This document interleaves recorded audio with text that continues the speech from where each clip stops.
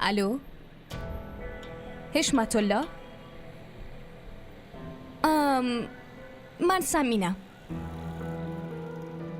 من باورم نمیشه که تو صمیم باشی. مرسی. بعد دیدن نامت نظرم عوض شد. من نمیدونستم اینقدر حرفای خوب بلدی بزنی.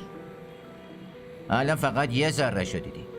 وقتی رو برون بشینی کوی از حرفای خوب و برات دارم بزنم. اینقدرم خاص نیستم که. ای اینو از ته دلم بپرس.